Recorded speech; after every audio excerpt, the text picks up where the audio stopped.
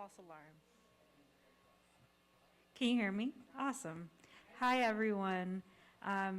You can continue chatting because this is just me saying that we're going to give people about 5 to 7 more minutes to arrive. It's sunny outside, so we know people are probably taking their time walking over. In the meantime, if you do need a restroom, there are three just outside of here. The one that's just to the left, once you exit the door, is our wheelchair accessible bathroom, and then the rest are all gender bathrooms. And there are snacks. So we'll get started shortly, and thank you so much for being here.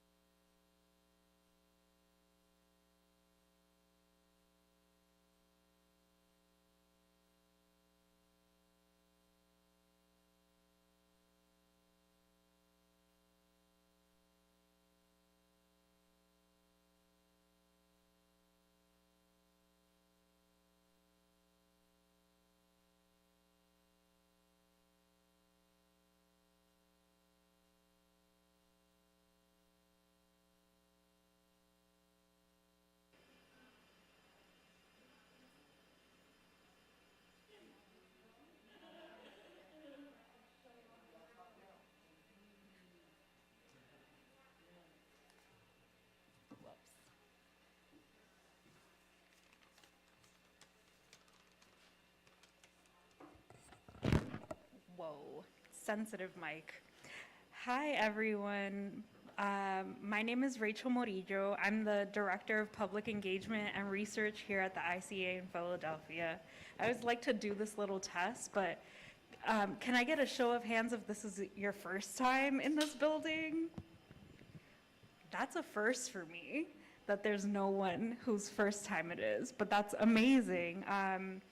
I hope that you had a chance to check out our current exhibitions, but before tonight's panel, but if not, fear not. They are here up until July 9th of this year. And if you're eager, really eager to come back, you can also join us tomorrow night for a performative lecture by the thought-provoking artist Puppies Puppies, Jade Guanaro Kuriki Olivo. It'll be a lecture exploring how she utilizes daily objects and motifs from pop culture as a way to reckon with her life experiences as a trans and mixed race woman.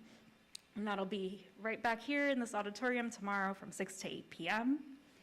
I'm super excited to be partnering tonight with the Leeway Foundation, an organization whose work supporting and funding art for social change in Philadelphia is truly unparalleled. I'm super grateful to our partners for tonight, Gabe and Melissa, who have made this planning for tonight super exciting and such a pleasure. I was lucky to come to work today to find this really beautiful and informative poster from Leeway in my inbox. And so if you haven't had a chance to grab one, I suggest that you do on the way out. Tonight's info session is just the first of many for a few different types of grants that they have an open application cycle for right now. And so definitely go get that money.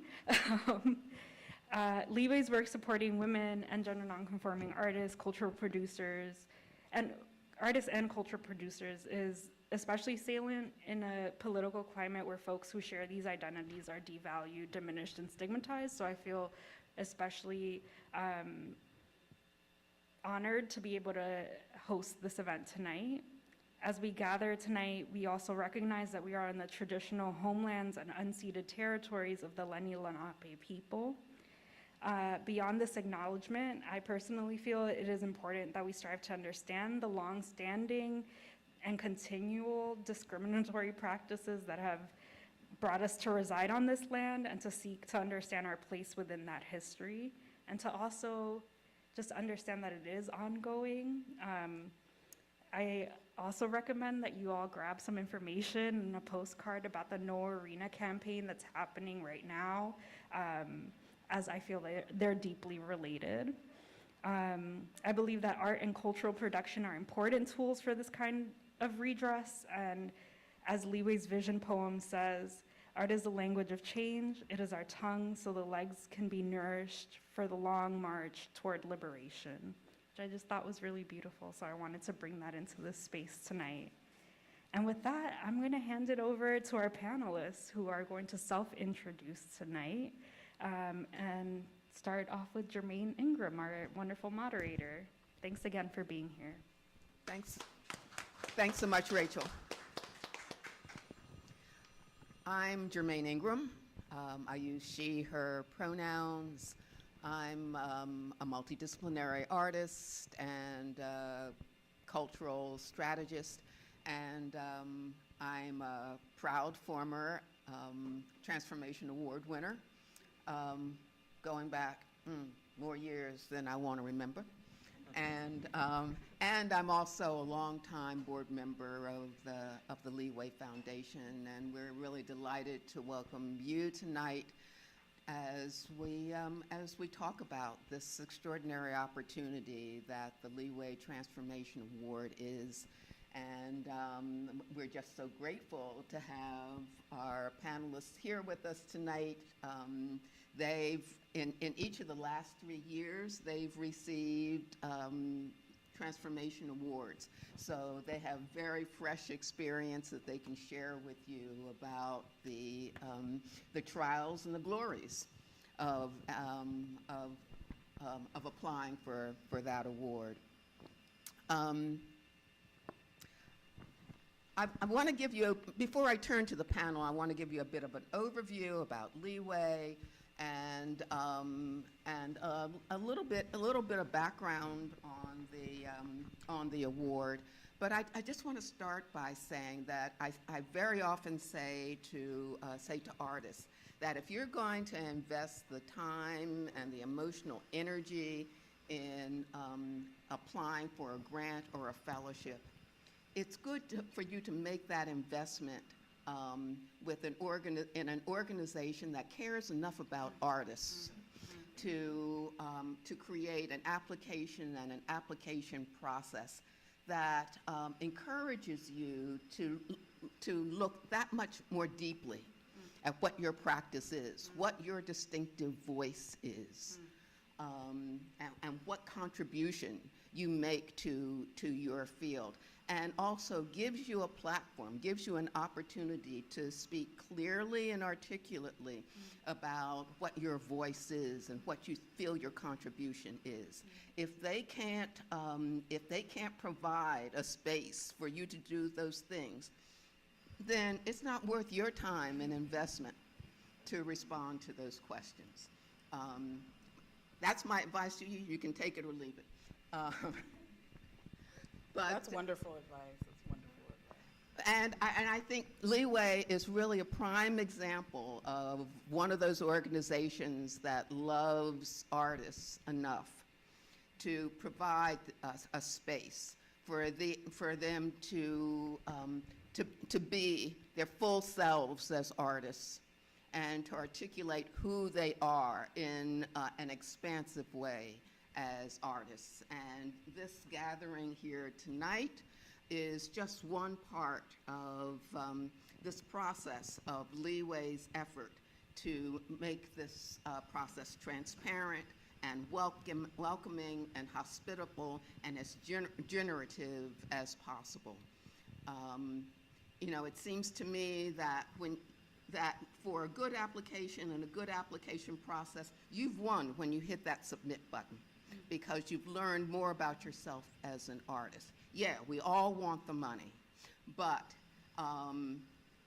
if completing an application helps you to learn more about yourself as an artist and helps you to sharpen the vision about who you are as an artist and what you want to be as an artist, then you've won.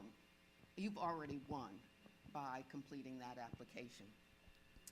So let me tell you a little bit more about Leeway. I suspect that the fact that you're here suggests that you have some familiarity with the organization. Leeway supports the work of women, trans, and gender nonconforming artists and cultural producers working in communities at the intersections of art, culture, and social change. And Leeway's mission is to use its grant-making process to do three things generally. One, promote artistic expression that amplifies the voices of people at the margins, people and groups at the margins. Secondly, to promote sustainable and healthy communities. And thirdly, to work in the service of movements for social justice.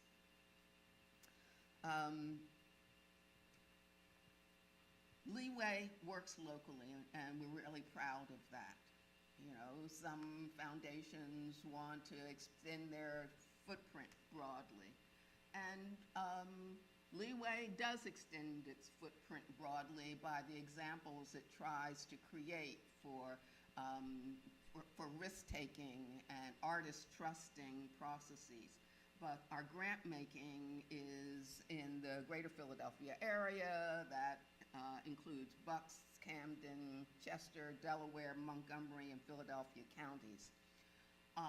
These grants are for individuals, not for 501c3s, not for LLCs, but if you work in a collective, then you're also invited to apply. If you don't have to be working alone as an artist in order to be eligible for a Leeway grant.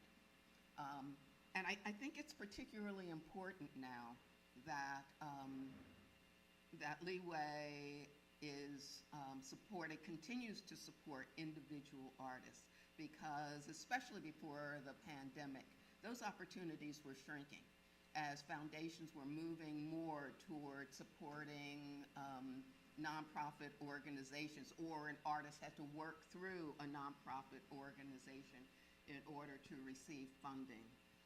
Leeway's intention is to put resources directly into the hands of artists. Leeway looks expansively about what art is and what art looks like. You know, I'm not even going to try to name the disciplines that that Leeway funds. But to just give you an example, before foundations were even thinking of hair braiding as being an artistic form, one of the LTA recipients was the late great Yvette Smalls, who did extraordinary hair braiding and used her kitchen as her place for using hair braiding to build community. Grant decisions for the LTA award and the Art and Change Award that I suspect some of you have received. Those decisions are not made by Leeway staff or board. Those decisions are made by artists, by local artists and national artists, artists who are working in community, artists who understand the challenges of working at the intersections of art and social change. And Leeway is really proud of the process that it uses to try to make those decisions on the basis of consensus. I tell you, the first time that I served on a Leeway panel, I was very skeptical of this notion of consensus. I thought of consensus as sort of, seeking the lowest common denominator. But that experience in being on a Leeway panel gave me a whole new appreciation for the value of consensus, the fact that there were people on that panel whose vision and perspective I trusted enough to be willing to step back and to trust their judgment in areas where I felt that they have more perspective and more knowledge than I had. And it's that building of consensus over days that makes Leeway's process so special, both for artists and for and the people who serve on that panel. We hear time and time again from panelists how important serving on a Leeway panel has been for them, not only in terms of their sense of how they serve the field, but also how they think about their own art.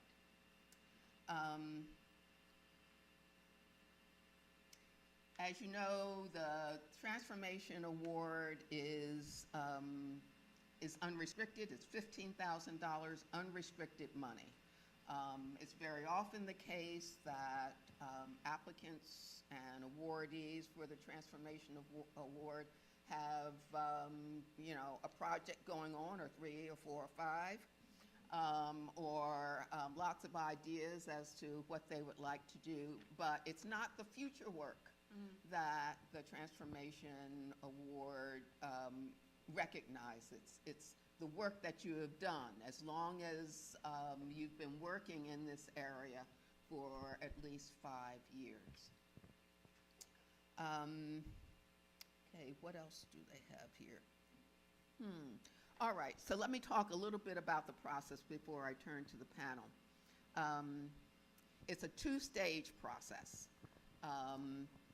What has just recently opened is the application for stage 1. And the deadline for that is May 15th.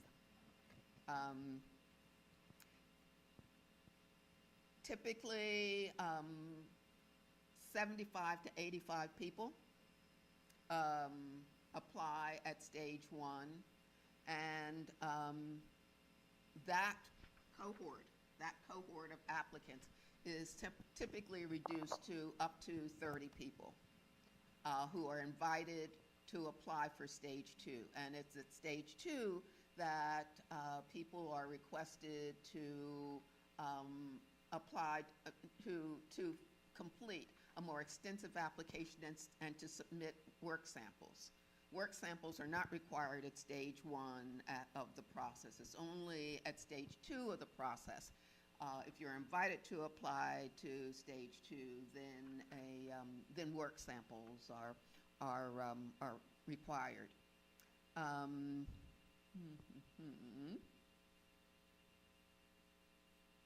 Okay, I think that's about it in terms of overview. I'm sure you have questions that I ask you to save until the end, or better yet, to address those questions to people who know what they're talking about.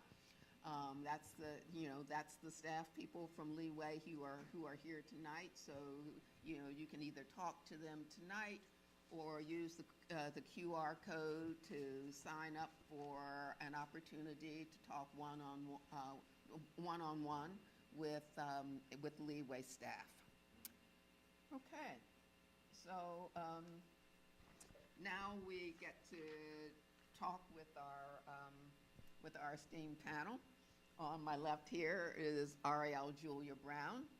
On my near right is Madhu Bora, and on my far right is Vernon Jordan III. So I'm going to ask each of you to just talk to us a little bit about what your practice is and your practice as it relates to social change. Anyone want to start? I'm looking at you. Okay. Okay. Okay, indeed. Yes. Yes, ma'am. Again, my name is Arielle Julia Brown. I am an artist whose work centers performance, and really performance and theater as like transformative spaces that can gather my communities so that we can be in collective dreaming. We can have a thing to gather around, which is the work, and it's a shared thing, a shared experience among other shared experiences. And then from there, we get to ruminate on how we want to transform the world, get more free. And I think that that's generally true across all of my practices. I identify and applied as multidisciplinary. I'm moving more toward locating myself as anti-disciplinary. And am really thankful for the LTA process, because it actually really was, I think, one of the first markers and steps that moved me into that kind of thinking. So yeah, that's what I will generally say. I run an organization called Black Spatial Relics. That's a part of my curatorial process, and work in community, and yeah, I make a lot of, I make performance work that does what I make. Make a lot of provocations. Yes, that's right, Okay. that's right. And Madhu. Hello, I'm Madhu Bora. I go by she, her pronouns. And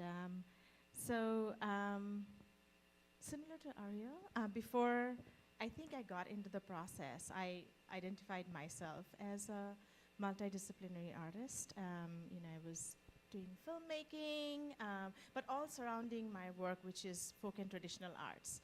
So, this process of just going through multiple art and change grants, and then really like how thoughtful and intentional the questions are on the LTA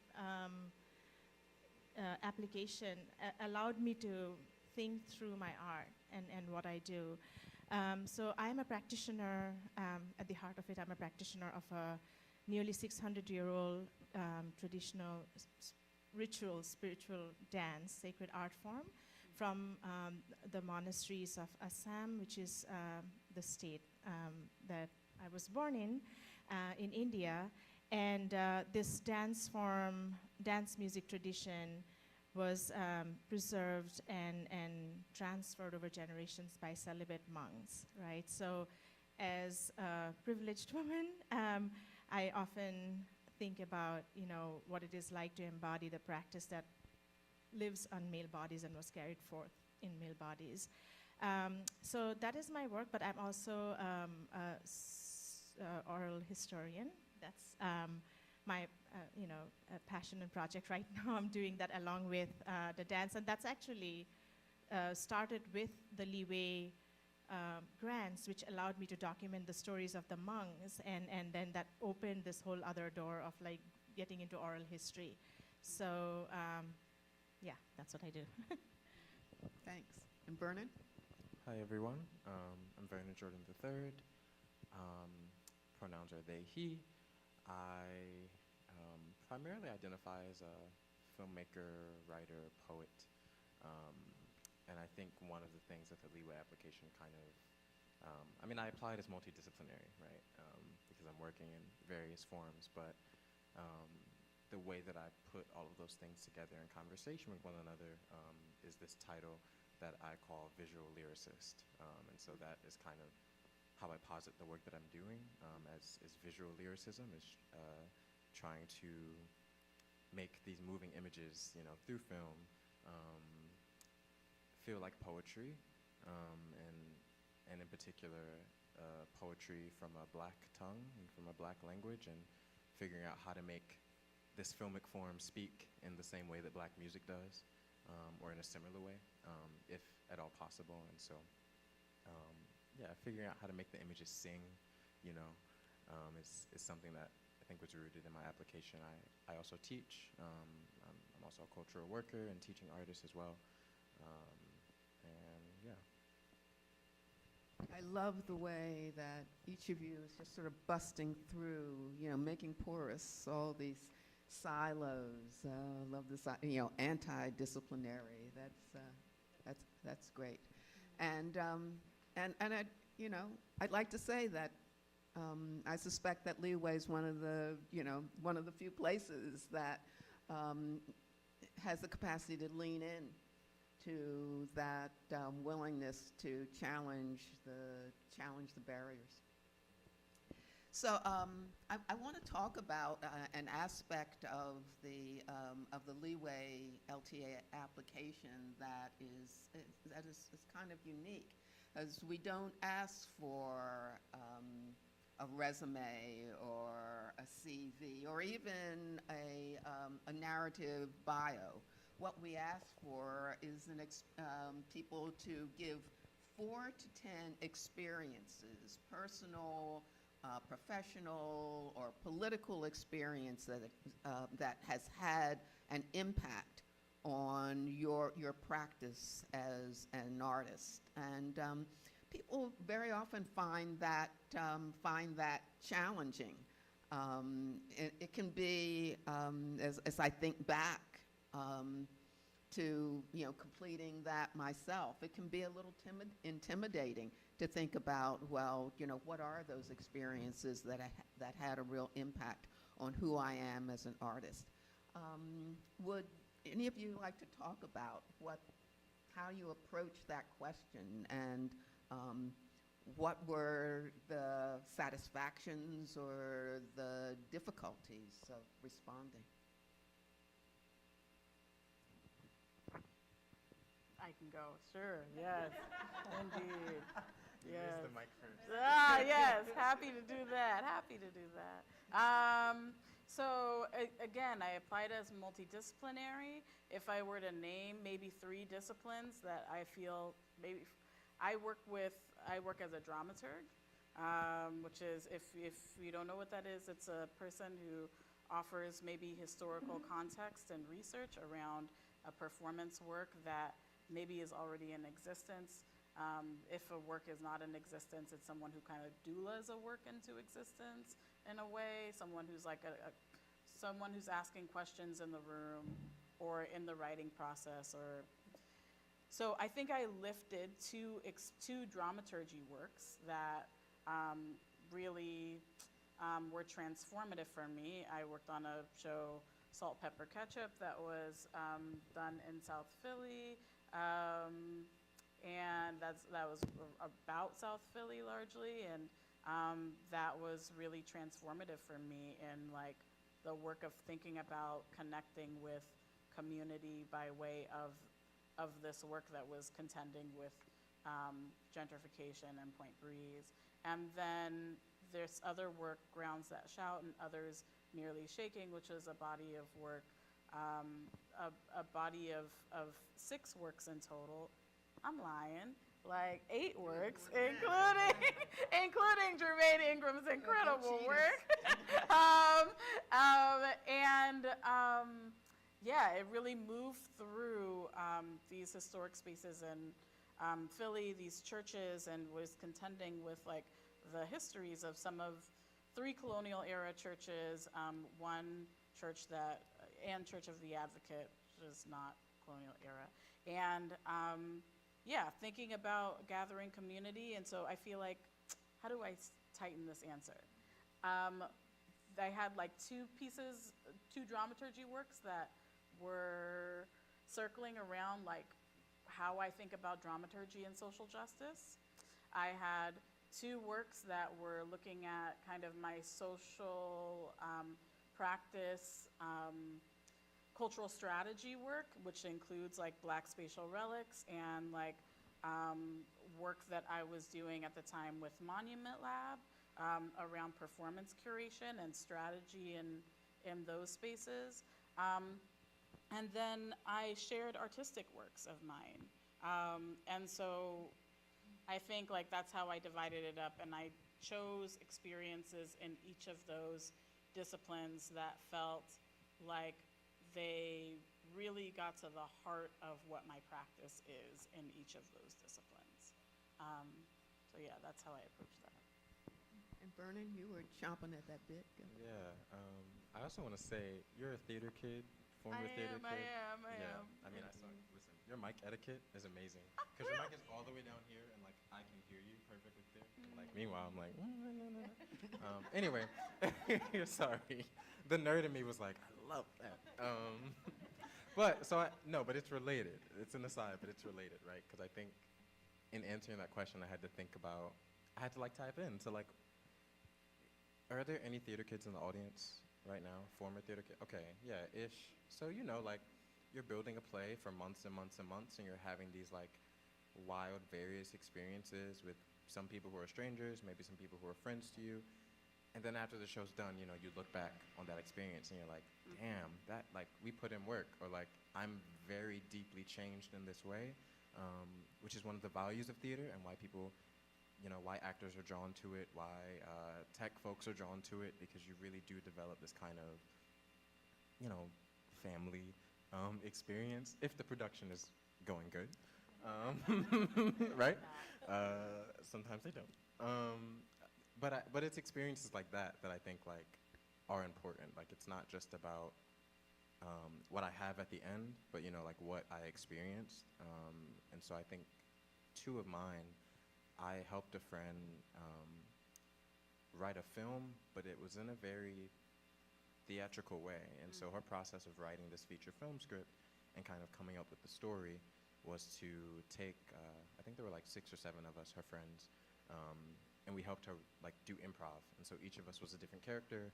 She put us up in like a kind of studio warehouse for like a week, and we didn't do anything else but talk about this story with her and like do these kind of improv workshops and do character workshops and all kinds of like weird acting games.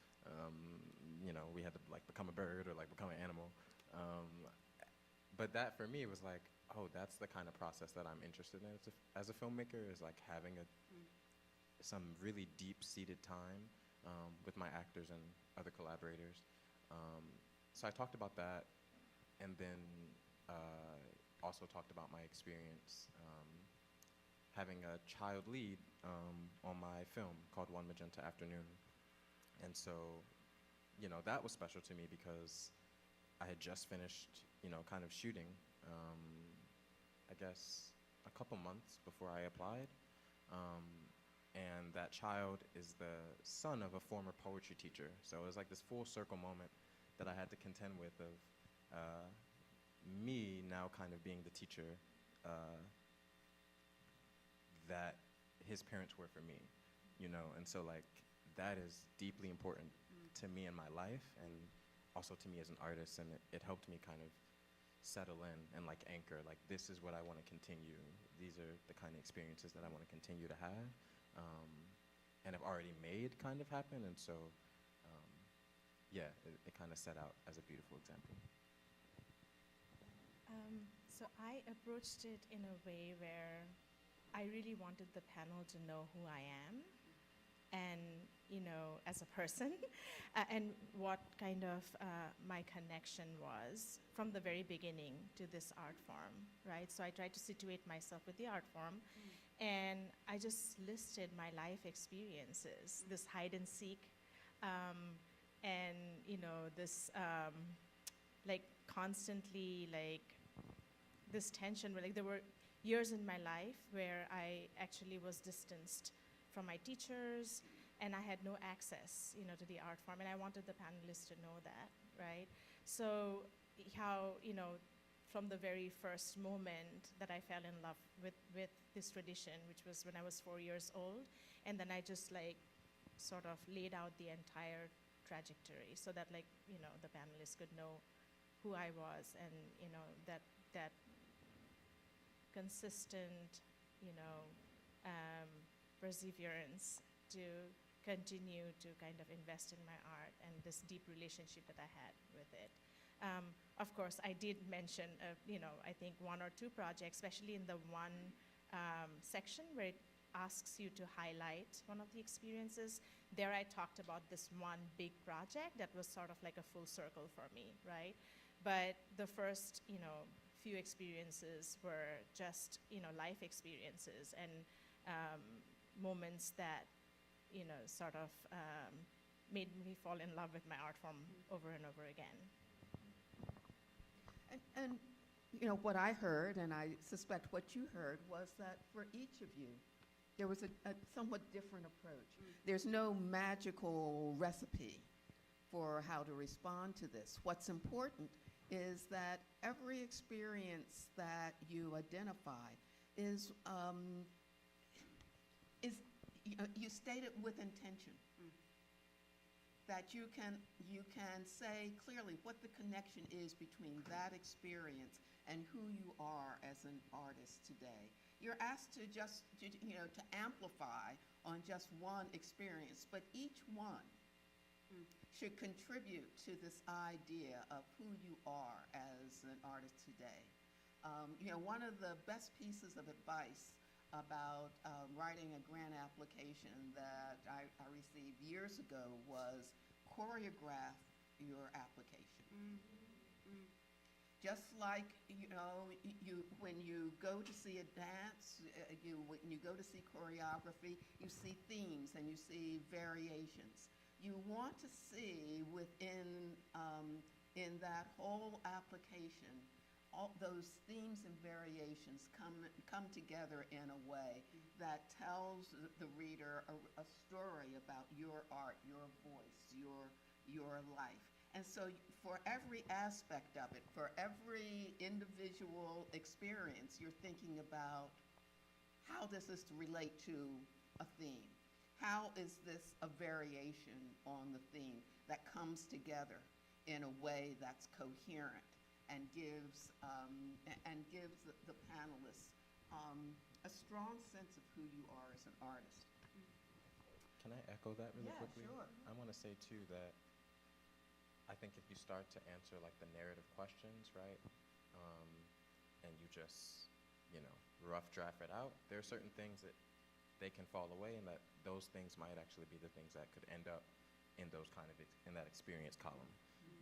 So you know, you have the opportunity there to like not feel like, oh, I'm not making the word count, so I have to completely throw it away. No, you can talk about it in your experience if it's not making sense in the narrative, or vice versa. You know, talking about intention, one of the really critical questions in the application is what your social change intention is.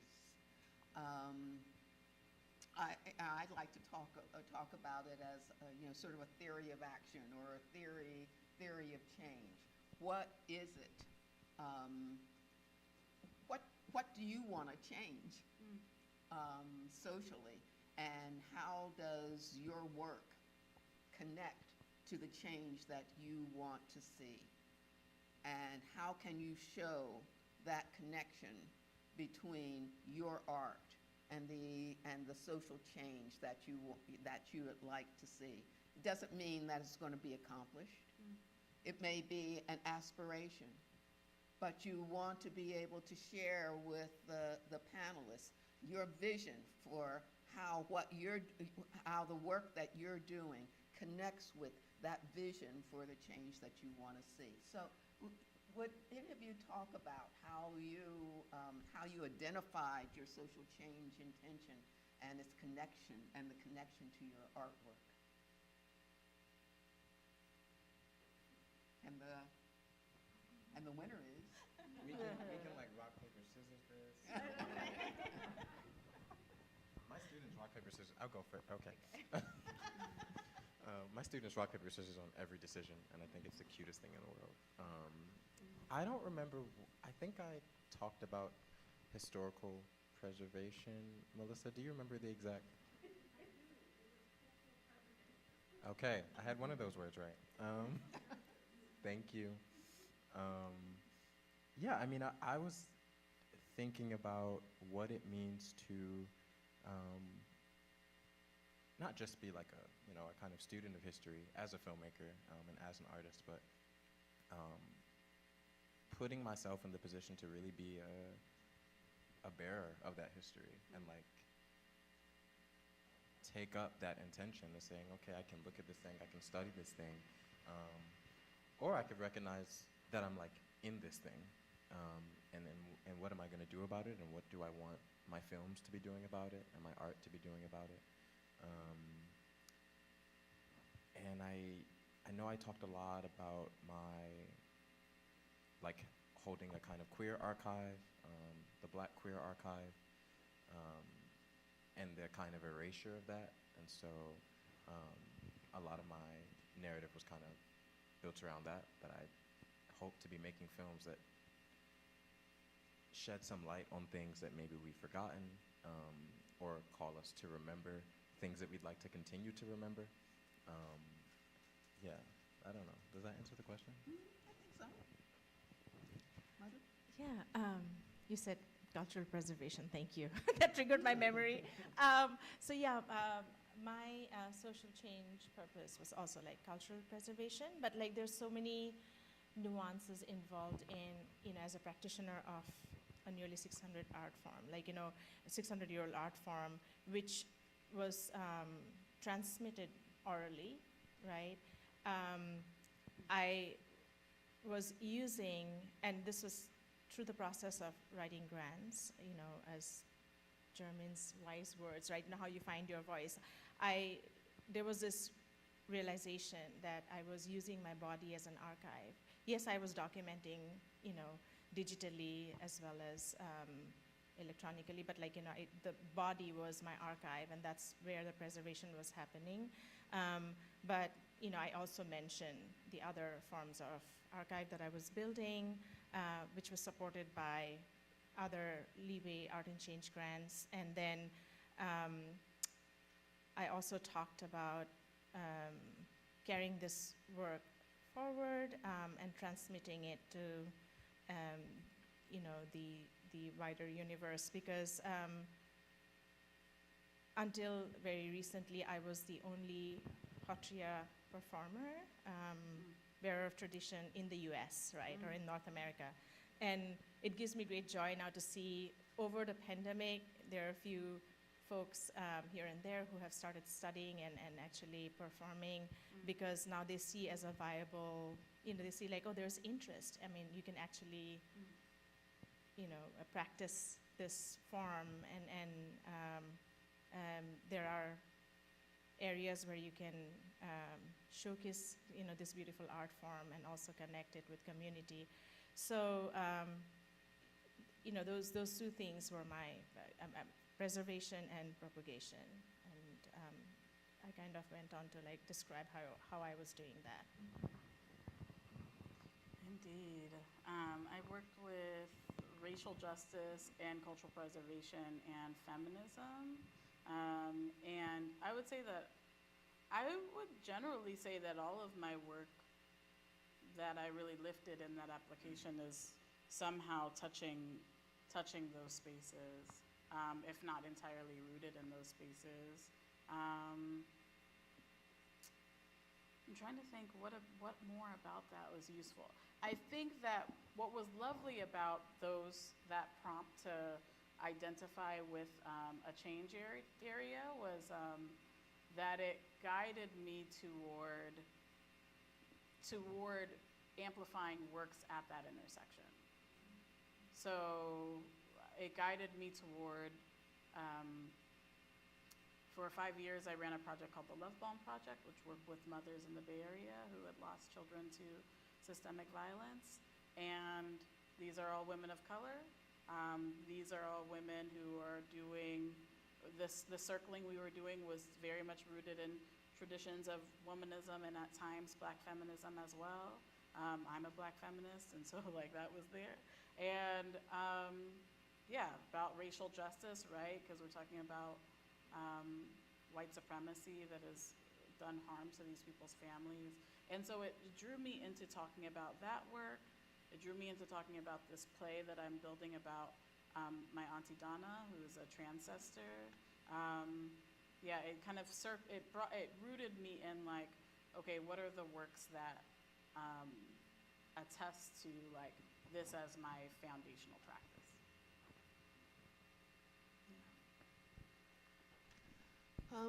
It's important for you to know that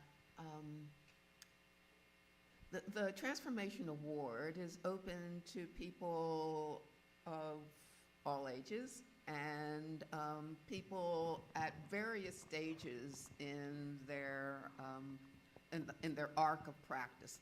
I think the youngest LTA winner was 19 years old. The oldest was 91 years old. And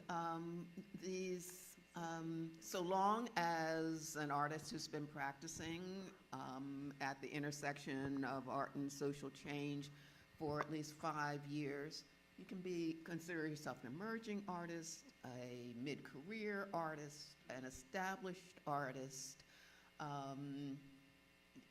Those classifications are not definitive for the LTA grant. So I want to ask each of you. So how did you think about where you were in the arc of your practice at the time that you applied for the LTA, and what made you feel that was the right time for you to apply? I can go. Yeah. I am, with all humility, forever an emerging artist, because when you're practicing or you're studying a 550-year-old art form, there's no way you can ever be a master in one lifetime. So I'm still considering applying for apprenticeship grants with Pennsylvania Council on the Arts. So I, in my head, was applying as an emerging artist, and honestly, I'm so grateful to Melissa. I don't know if she's here, yeah, because I didn't know, I was actually intimidated. I didn't know, it was not even in my radar. I was going to apply for another Art and Change grant, and Melissa said, you should apply for this. I was like, really? Do I have the experience? So I'm so grateful that you asked that question, because absolutely, I think it's, as long as you're grounded in your practice and you are authentically involved in your practice, I think that should not stop you where you are in your trajectory. You want to amplify? Yes, absolutely. I'd like to. I would love to do that. Yes. First of all, I have an odyssey of a story I'd like to tell. I think it's an odyssey. I won a Transformation Award on my third application. So I applied twice and got through the first round, and then did not advance. And transparently, I mean, I just think transparency is useful. Like, I was not gonna apply again, and had a conversation with Germaine, and she kind of got me together and got me off the floor and out my feelings, because it's real. After the second time, you're like, you don't like me, this isn't for me. And, and so just want to lift that. I think that in terms of where I located myself in my career, I think what was really helpful in that third round, advice that Germaine shared that she's sharing right now, is like to really sit with yourself and to really like see your whole self and your whole practice, and to drink that in and to like come heart forward and share that. And I think that I was writing the first 2 years, I'll be transparent, there's a few things like that were happening. The first year I wrote an application, the second year I copied and pasted that application and was like, advance me or don't, and that's all ego stuff, like ego not in like, oh, I think I'm great, but ego in like, oh, you don't really like me anyway, and I'm not gonna get this, and I'm not gonna put the time to let this transform me, right? And so I think that by that third year, like hearing like that honest, like these really beautiful, honest thoughts from Germaine, it really helped me to realize that the process, the journey is to sit with myself and to be able to like sit with all the work that I've done, to not write an application from the place of, don't you see these things I've done, aren't I promising? And to instead write an application from like, this is who I am, like with my full chest, And I think that I'm not sure I fully, we should talk sometime about the stages of career, because I'm wondering about that. But I will say that that's the journey that I went into. That's the journey that this feedback from Germaine like allowed me to move into. It's just like, yeah. I'll be transparent, I harassed her. Yes, she did. She harassed me. I was like, I was totally not gonna apply, and then she sent an email. I'm like, I guess it's Germaine Ingram. I have to answer this call, and then that's how we wound up in a third application. Indeed, yeah. I think one of the things here is, you have to think about when the timing is right for you. The timing isn't always right. It might not be right because of other things that are pressuring you personally at the time. It might not be right because you aren't, at that place in your career where you feel that you have enough clarity to talk clearly about what your vision is. And one of the special things about Leeway is you decide when you want to apply for an LTA. There are fellowships in Philadelphia that will remain unnamed, where you have to have a nomination before you can apply. And the challenge there, I think, is that you don't know whether you're going to be nominated again. Right. So if you're nominated, you feel like you have to apply, even if you know in your heart of hearts that it's not the best time for you to apply for that. That's not a concern with Leeway, but it is important for you to decide, what's the right time for me to do this? This comes around once a year. This might not be the year. Next year might be the year. The year after that might be the year. So, so think about that element of time. What's the best time for you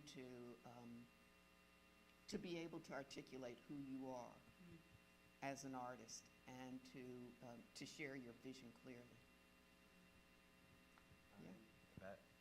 is perfect because I was gonna say it just felt like it was time. I was feeling a lot of the fire under my feet and just like really was just standing in a lot. You know, I had done I talked about before the acting workshop with my friend in summer 21. Before that, I had done a Kickstarter for my own film that went like super successful. So I was feeling a lot of like people were seeing me, people want to support me, people want to help. Shot the film fall 2021. Was editing as I started applying, thinking about applying. Had started homeschooling the child lead, Theo. So I was doing a filmmaking elective with him and just being back more in touch with his parents, who were my former teachers. And so there was just a lot going on that was kind of helping me to think about myself as an artist already. And then I just kept seeing it everywhere, and people just kept being like, hey, you should apply. Hey, you should apply. Are you applying to Leeway? And I was like, oh, I guess I am. I was like, if you say so. And it just felt right. And I'm a big believer in, numbers and things, right? So I was kind of counting like, okay, I got this in the work. I got that in the work. So Leeway's going to be number 3. And then it was. Yeah, I think I was just in the middle of so much, art making and processing in real time, that for this particular application, it did not feel like, yes, it was a lot of work, but it did not feel like, oh, I have to go and do this whole separate other thing that's in this other grant making mode, and so I was reassured when I, had that first phone call with Melissa, and she said very plainly, like, we don't need you to do the art grant making speak. Like, we don't need you to be doing the overfluffing kind of near academic, not academic, vague artist presentation talk. Like, none of that needs to be in this application. And so that just freed me up to then go forward and like really, really do it. Yeah. Yeah, I'm so glad that you're mentioning time because when I got that call from Melissa, it was in the middle of the pandemic. We're still in the middle of it. But, it was 2020, I think. And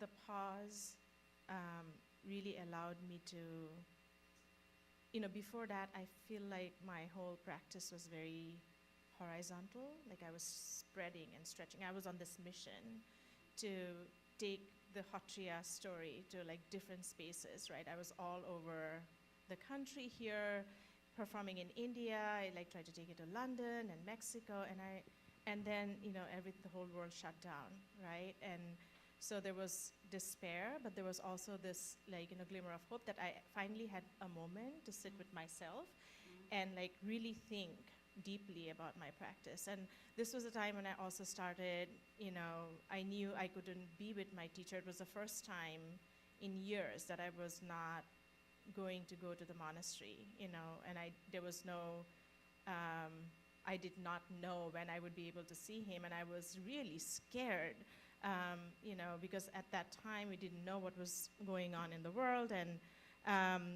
so he was also, my teacher was also not doing well, mentally. So I came up with this plan where just so that we could be buddies, I said, let's check in, once a week, right?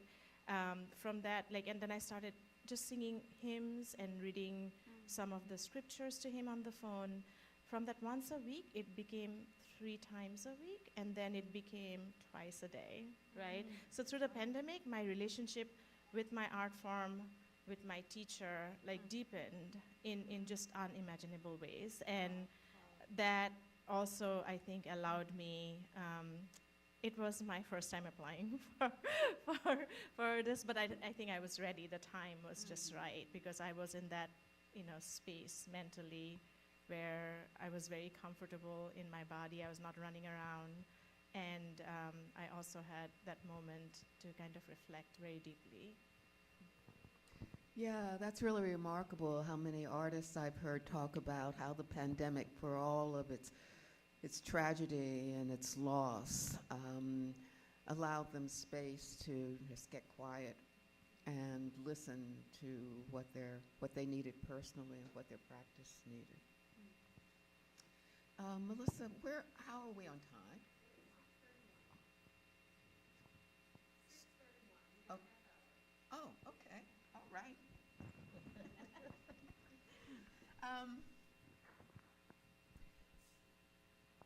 I think you've talked a lot about your community building. I mean, is there anything else you want to say about that? I can go just because that question always throws me off. So my community, if you look at like my identity as an Assamese person living in diaspora, we're all displaced in diaspora. We're like literally only 12 of us in Philadelphia area, right? So every time this question comes up, it just freezes me because then they want to hear about impact, right? And most of the times, like most grant makers, like think of impact as like numbers, right? Bigger numbers. And I'm just so grateful that Leeway doesn't see it that way and that I was able to articulate that it's not just, it's not myopic. My community is not just those 12 people that live in Philadelphia, but it's the monks who live in the monastery, that's my community. My community is also like all of Philadelphia, right? This is my adopted home. And how having Hotria here is kind of just adds to the beautiful tapestry of this city's like rich, diverse offering. But like, yeah, that question always trips me. And I was just so glad that, I was able to kind of articulate that in this application, that it's not just the 12 people for whom it's really, really important to see, that they're removed from, from their home, and to see their art in their adopted city is very important, but there are just 12 of them. But how it's also relevant to other Philadelphians. Any other comments on that? Yeah, I would guess say as far as community, when you go to apply, just like talk to people in your community. And if you attend these info sessions with the Leeway staff, you're gonna hear them say that over and over and over and over again. But I promise you, it was like the best thing I could have done. Not only just in terms of applying for the application, but just for myself as like a person. And you said earlier, this is a very like heart-forward application, and that is why that advice is given, because Leeway really wants you to be able to tap in to like what is at the heart of your community, and like people you are directly in contact with, right? People who know you intimately, who know you well, and like what happens to their hearts when they interact with you and your work, what happens to your hearts when you interact with them. And so as I was applying, I called up or like sent a text message to almost every person who was like a cast member or crew on the short film that I completed before I applied. And I was like, how was that experience for you? Wow. And I had debriefed in general, like, but we like really got into the weeds and just got some really like beautiful, affirming comments that helped me to then feel that much more motivated, but in a very like heart-centered way, and then it also takes the anxiety away, feeling like I have to have all of the answers and like I have to have all of the language. When you've got people already in your corner who know you and who see you and who can remind you of the things that you do when you're doing them and when you've done them, and that all of that kind of fed directly into my application. So. Wow, that is so beautiful. I mean, do that, man. What could I say for my own process? I think that I really, in the first two applications, struggled with focusing this question, because if I'm remembering correctly, because I find myself in a lot of communities, and I think like trying to figure out like how do I talk about that? How do I talk about that in Philadelphia? Because I work in other communities also, other places where I've lived or where my practice is often really durational. And so I'm working on an 8-year-long project in Arkansas. And for a while I was talking about community there, but I think in my final application, I think I focus community really around, I mean, maybe I'm making this up, but I might be making this up. But I think what I did was focus on community. I know that this showed up as my work sample, so I'll say that. Focus on community relationships that were impactful, most impactful to me at the time, right? So I wrote my application in 2021. I co-curated an exhibition called Staying Power at the Village of Arts and Humanities in collaboration with Paul Farber at Monument Lab. And that work really was an anchor for community for me at that time and beyond. And so I talked about that work. I also was hosting this weekly space at my church. I go to St. Paul's Baptist Church, and for a year in the pandemic held this space on Thursday nights. There's a wellness call that happens every day, and we did drama therapy and psychodrama exercises together. And I have a project called Hollers, Breaks, and Intercessions that I do with Black churches more largely. And I really was kind of able to tap into like how that space was community for me, because I'm really working to think, to be more receiving the medicine that I offer to the world, right? And so reflecting like in like what those community spaces meant to me as a person holding like leadership, holding the container of what they look like, was really reflexive and also heart forward. Yeah. Yeah, and I think, what I'm hearing, and I think what you're hearing too, is, again, how this application, how this process allows you to define who your communities are, what your community is. It's not a bunch of checkbox that has to do with numbers or whatever. It's your ability to talk concretely and clearly about who you feel accountable to. Right. And who you draw energy from as you develop your art, and it changes. And you shouldn't be afraid to allow that to change. Here's one of the things that I really believe in a lot is the beauty of not knowing. There's a wonderful commencement speech given by the sculptor Anne Hamilton talking about, you might start across the room and you find yourself in a 10-year journey in your art. And there's a beauty in allowing ourselves to engage in that, but not knowing is not ignorance. Right. Not knowing takes trust. It takes craft. It takes rigor. It takes discipline.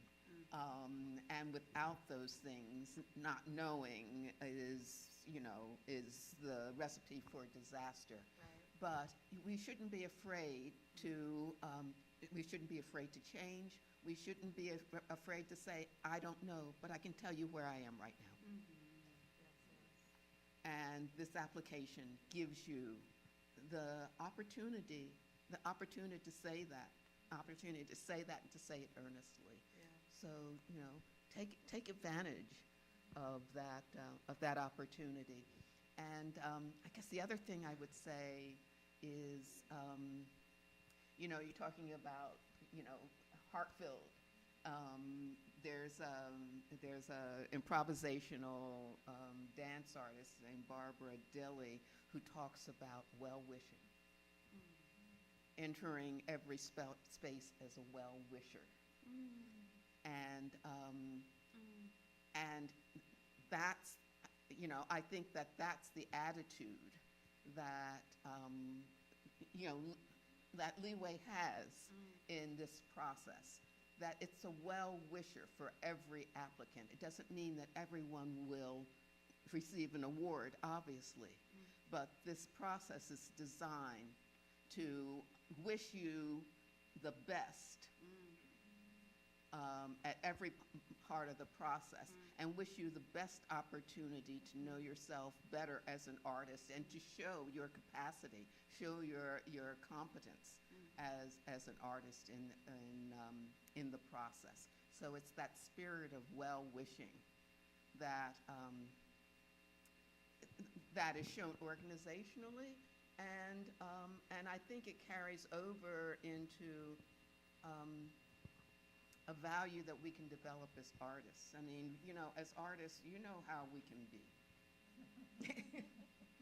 And, you know, just developing that capacity to entering every space as a well-wisher. You know, not only is that a gift to the field, it's a gift to ourselves.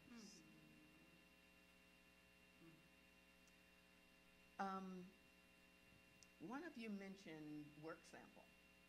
And, you know, as I said earlier, it's not necessary to have a work sample at the first stage. If you're invited to come back for the second stage, you're required to submit work samples. But even at the first stage, you might have been thinking about, okay, so what work sample would I identify as being representative of my work? Or representative of my community, representative of my voice. Do you want to talk about that at all?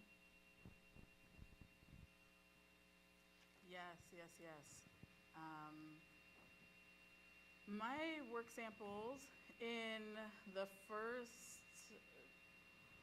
in the application where I won, really were two short films, I would say, two short videos that really kind of traversed those two projects that I lifted. But they also were in part, I think, filmed at my house.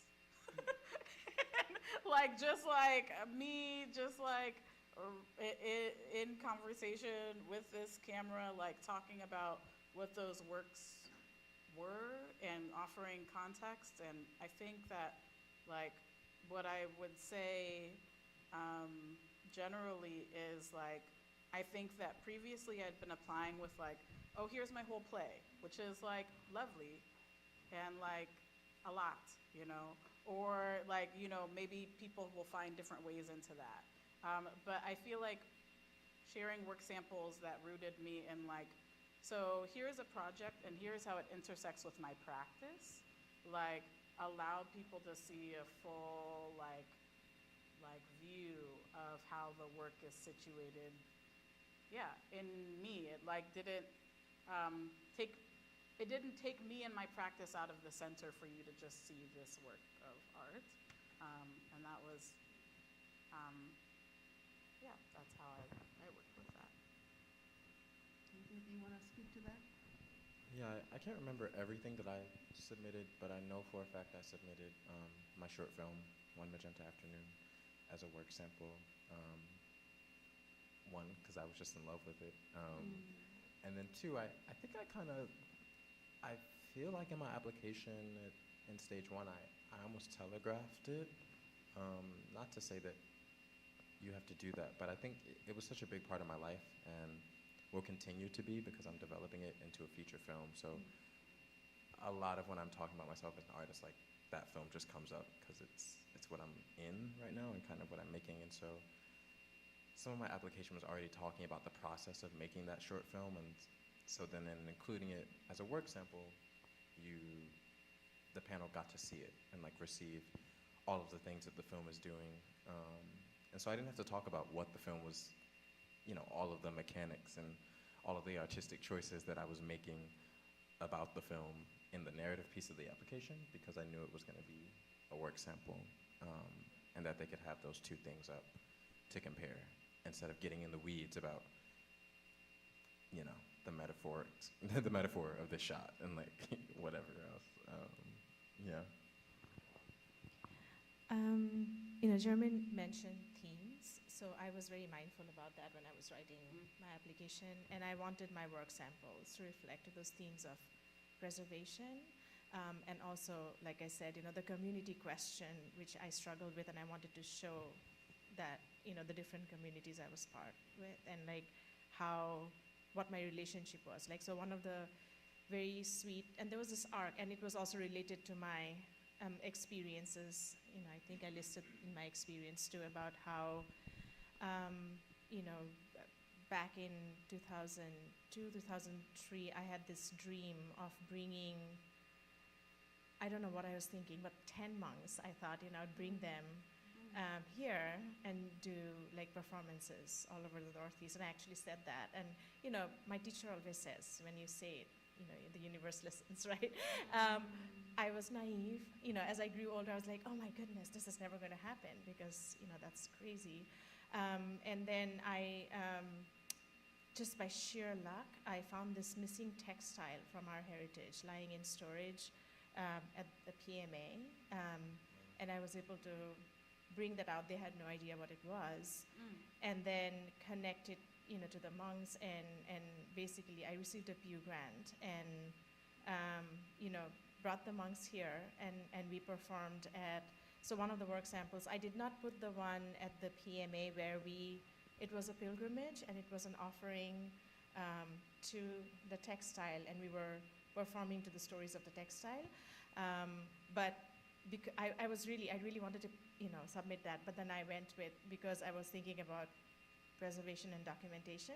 So I went with actually the work sample where we were invited to the Library of Congress, and our work was documented there. So we performed with the monks, and so that was one work sample I used. And the second one was, again,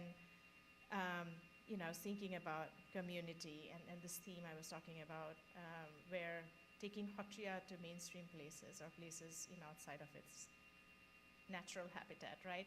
So I did this performance with my dance partner at the Barnes Foundation, where we interpreted the paintings with our repertoire, right? So that was the second work sample. That kind of, it showed, my hyphenated identity and also my different communities. I'm going to ask one last question, and then I'm going to open it up for questions from the audience or comments. Just what's been the impact of getting an LTA for you? I'll start. So I got an LTA right end of 2021, going into 2022, and I took that space, and I said this in the application, that I took that space for rest. I juggle multiple gigs, and I really transitioned my whole financial model, at the time that I won this award. So I was kind of modeling with this, I have my, Black Spatial Relics work and, this other work at this foundation I work for, and, taking every freaking gig on the planet to supplement, what I needed. Getting LTA allowed me to not have to do that for the year of 2022, which allowed me to be able to build out a site-responsive iteration of this play that I am building about my aunt in Illinois, and really allowed me to catch myself, right? Because we're talking about the pandemic and how we're all changed by this moment, but I just kind of kept working for a lot of it, and so it gave me that space to do that, and I'm a different human being because of that, so yeah.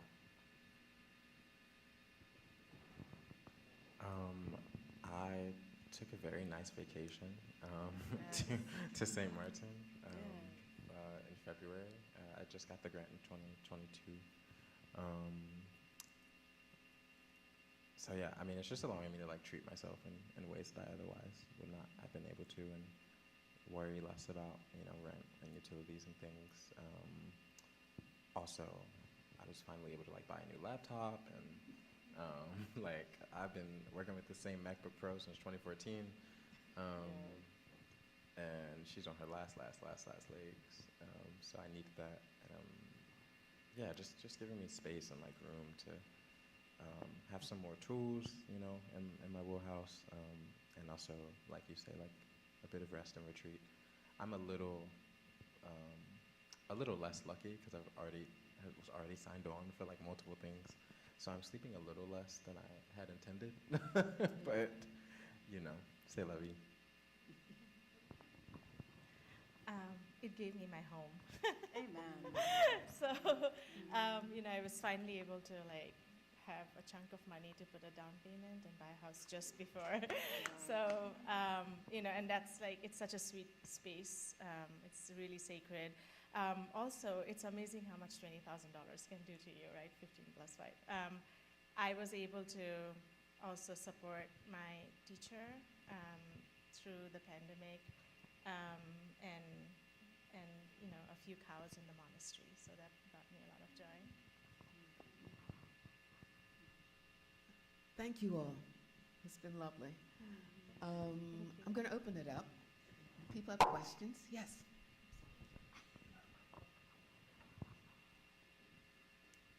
Hi. First, I want to say you guys did an amazing job as a panel and panelist. I really walked in here expecting not to get a lot of my answers met, so I really, really appreciate how transparent you guys are. So I'm going to ask to extend that transparency a little bit more. I am a rapper, for people who don't traditionally know that, and I don't really see a lot of rappers get grants. And a lot of that has to do with respectability politics, and I know that I'm supposed to be real, and I don't know how not to be real, but at the same time, there are instances when being real is too real, and especially when we're talking about things like feminism and respectability politics, or the LGBTQIA community and respectability politics, and what fighting for those things look like, especially in a range of different art forms. Do any of you or either of you have an example of a question where you might have been confused about how real or not real? Like, I assume when I meet artists, they're usually part of what is considered to be a respectable art form. So it's a lot easier, this is just my opinion, obviously other people might have something to say, but it's a lot easier for them to relate to the people that they're trying to apply to, right? And for me, that is my hesitation when it comes to applying for grants ever, all the time. So this will be like maybe the third grant that I've ever applied to since I've been doing this. So I'm like, how real is too real? Did you have a question where you felt like you were conflicted? What did you do or say? If at all, right? I could just be throwing a question in the wind. Well, y'all can answer that question, but you know Ursula Rucker, right? First of all, Ursula Rucker is my queen. She's okay. my mentor. And then you know how real she is. Exactly. How many children of Ursula in the room? I was about to say that is my queen. She is the person who gave me permission to curse in front of everyone at the Kimmel Center. So yes, but at the same time, I know Ursula a lot of times struggles with those things as well. So that's why I was like, how real is too real? Like, I don't know. I mean, personally, I didn't feel like this application was asking me to be anyone other than who I was. And, you know, again, Melissa is going to say to y'all 1,001 times, like, don't give us the artist speak. The panel does not care. And you're already, like, coming from your center, it sounds like to me. So just continue to speak from there. Yeah. You know, I mean, and if you're worried about, like, some sort of readability or whatever, or I don't know, poetics or something, like, that's a slightly different conversation, but in terms of the content of what you're saying and like what you're trying to communicate about yourself, say it. Yeah. Rapper to a rapper, you know, like. And you can have a deeper conversation about that with the Leeway staff. You can get more specific about what your concerns are. and whether there's, whether, and how that will read within the Leeway context.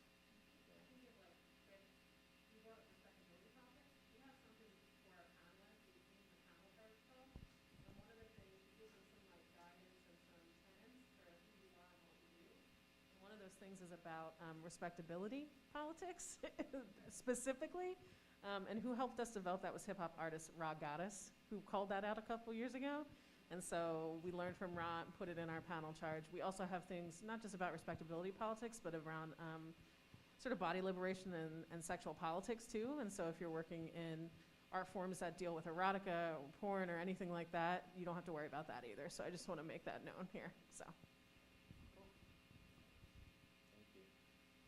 Other questions?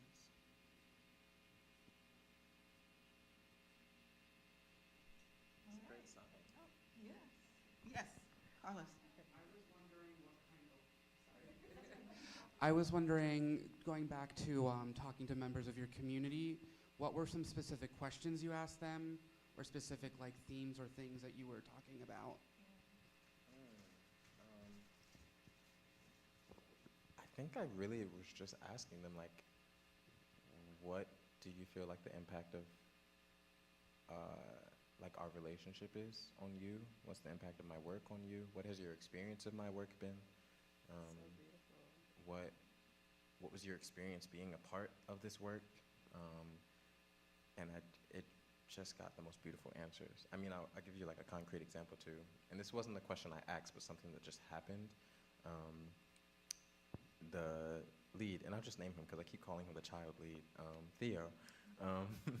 He was applying to middle school and like interviewing for these private schools, and like he went into his interview, and just like they had asked him like, oh, what did you do over the summer? And he had talked about, yeah, I was in this film, it was really cool, and like that was one of the things that he used on his kind of like interview to get into the school. And he got in, and so I remember his parents like telling me like, man, like he's changed so much, like you don't even know, like just 3 days being on that set with you, and then this other semester, it just like changed his whole world. And so I, like, yes, you can ask the questions like I did, but also paying attention to like the little things, I think too is also key.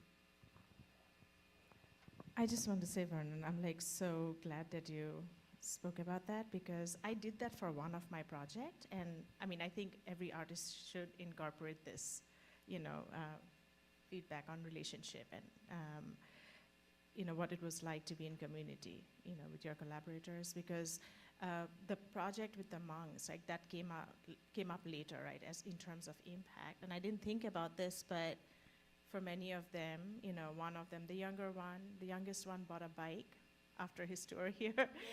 Somebody went and, did his master's, was able to pay for his master's degree. So like, those were measurable impact, and, and I think we're so stretched for time and capacity, like most often we don't pause to we don't have time to reflect back on what we did, right? And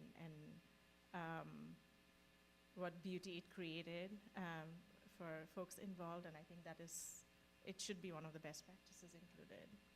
Thank you. So beautiful. Yeah. Any other questions before we wrap up? All right, thank you all for being here. Thanks to Leeway, thanks to ICA, thank you, Rachel. This has been a great opportunity for us to talk with one another and to talk with you, and I wish you all the best of luck with regard to your applications. Thank you, Germaine. Thank you so Yes, much. thank you. Thank you. Just make a pitch. So, I don't know if everyone here is familiar with the whole movement against the arena in Chinatown. We have some postcards outside from the No Arena Chinatown Solidarity Group. It's a group of artists and students. I've been deeply involved with this community. Amazing, powerful, beautiful people that are creating art of resistance. And it's not just our Chinatown that is at stake. We're also speaking out against land grab and like gentrification and amplifying all of that. So if you have a moment, if you could just fill out those postcards to City Hall. There is, on April 29th, there's this big event. People are marching to City Hall and delivering these postcards. Please feel free to also like put in your zip code, because then they know that you're a constituent. And I can collect the postcards and, you know, hand them over. So thank you. Thank you. Your city council member or just the whole city council? Yeah, thank you so much. So city council or my member? I can do either. Either, yeah, thank you. Thank